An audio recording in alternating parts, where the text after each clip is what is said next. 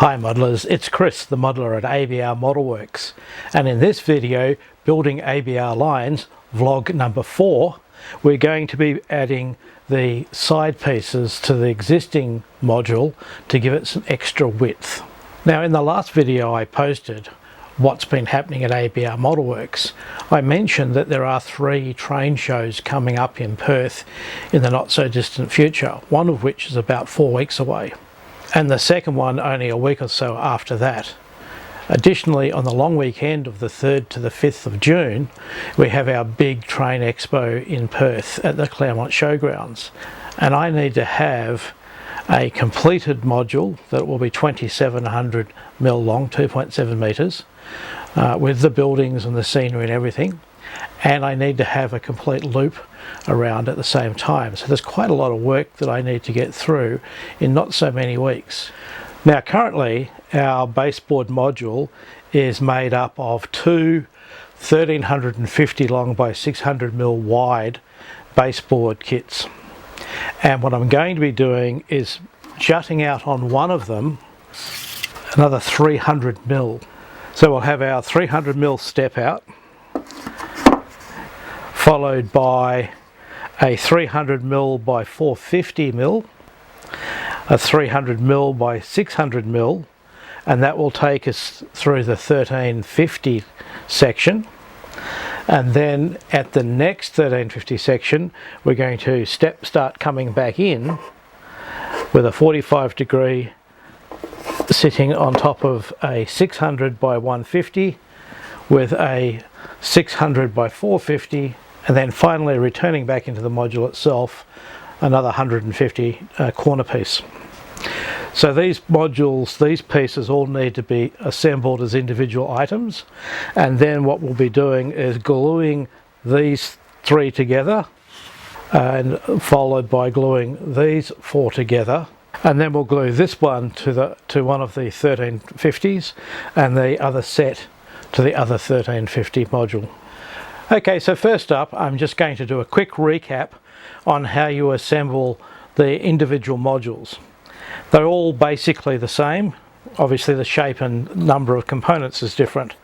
So we have the internal braces, and you'll have a set with the cross piece towards the top, which slots into the one that runs along the long edge, like so. And then you've got your side pieces that simply pop up into place. So very quick and easy, simple to put together. Bit of glue, bit of masking tape to hold them while the glue dries, and you've got a completely assembled module. Now the thing to remember is that on the internal bracing,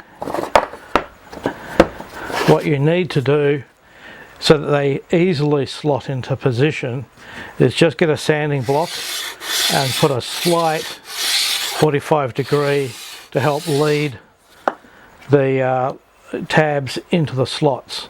Otherwise you can sometimes get jamming, and it can jam to the point where you can't actually get them home, and that in fact may spoil the whole baseboard for you. Now the other thing that you need to do once you've assembled corner pieces is, because we have the corner pieces overlapping at the joint, you need to sand off the edge. So right now it's not flat, so we need to sand that back to the point where when you run a ruler over it, it won't stop like I've done at this end. It just slides backwards and forwards.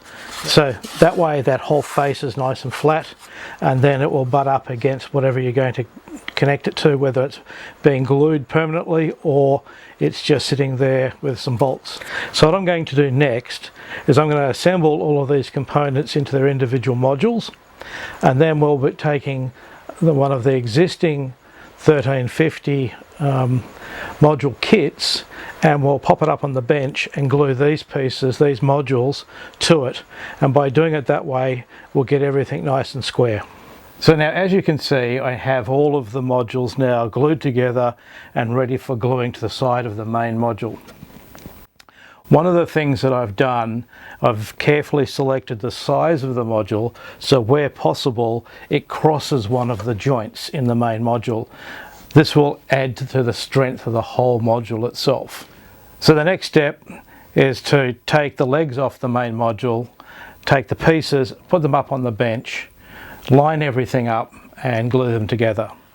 Okay, so I have the first module sitting on the bench, and before we start to glue the side pieces on to increase the width, one of the things that I'm going to do is I'm going to add the bracing underneath, and the reason for that is that at this point forward I want the stiffness that this bracing is going to give us so it stops flexing. Now what I've decided to do, and to be honest I can't recall whether I mentioned this in the previous video, but I'm going to use some self-tappers to screw the cross brace in as a temporary exercise. The idea of using screws at this stage is so I can remove a piece to work on that area if I need to.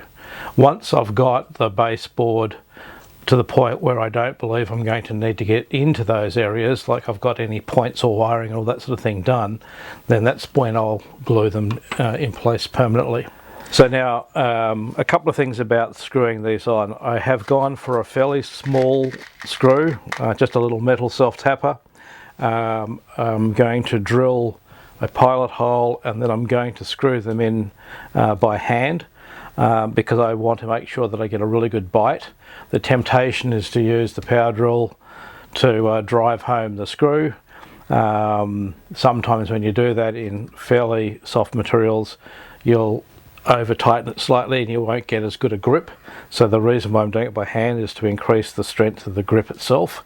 And then the other thing I want to make sure I'm doing is I don't want to introduce any tension in this part of the process. So I'm just going to drill 2 pilot holes to start with and get 2 screws in place, and then that way the material won't move around. I can remove the clamps and then I can drill a few holes and finish the job off. So let's get the first 2 done. Now by the way, I've just lined this cross brace up down the center by eye to the centerpiece, and I've got about 1 mil either corner sitting out.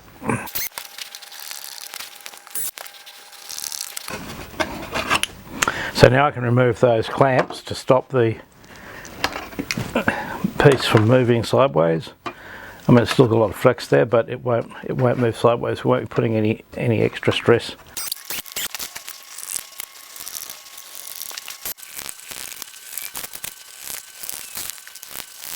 Now what you can't see on the video is that I haven't screwed all of the screws down tight against the timber because the stress is going to be a stretching stress. And so I now have my 1350 by 450 baseboard complete with the bracing and everything all screwed on.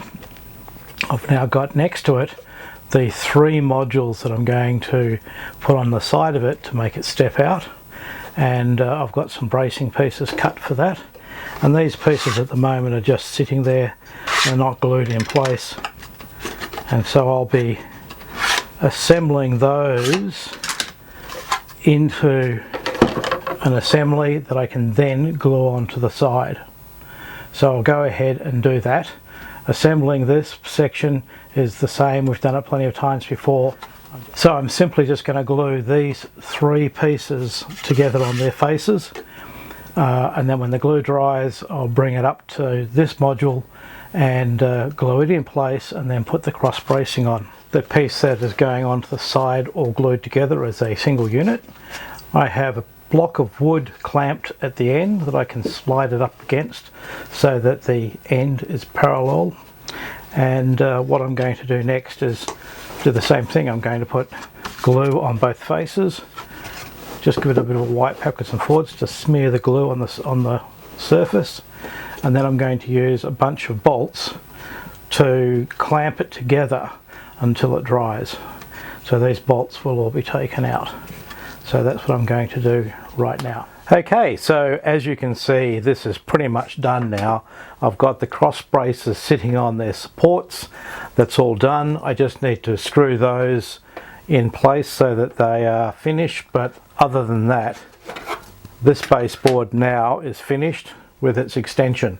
Okay, so I have my two halves of what's going to be a 2750mm long baseboard diorama, which is made up, as I said before, two 1350 by 600s. On this one I've added an extra 300mm. There's a 45-degree lead in at that end, and on this one there's a 150mm extra width with 150mm 45-degree at both ends for the lead in, etc. And these two faces join together. So that's it as far as the building side of this is concerned. The next part of the project is to do the ceiling, and I will be doing a video on that. Now, in truth, it's fairly straightforward. We're just going to be painting some acrylic sealer on there. But there are a few things that I'd like to point out that will make it better for you. So it'll be a short video. I'm not going to make you sit all the way through of me painting away, etc. But there are a few little techniques and a couple of things that I want to point out that will make the job easier. Plus, you need to stay tuned for how I'm going to be able to bolt these two faces together and not have them stick together, because even if you leave it for 5 days to a week to really dry, it's still possible that the paint on these faces will adhere to each other because they're going to be under pressure, and I've got a neat little way of solving that problem. And until then, if you haven't subscribed to this channel, please do so and ring the bell, add a like, and at the same time add some comments. Give me some feedback on what you think. So until the next video, I'm Chris the Modeller at ABR Modelworks. Have a great day modelling, and thanks for watching.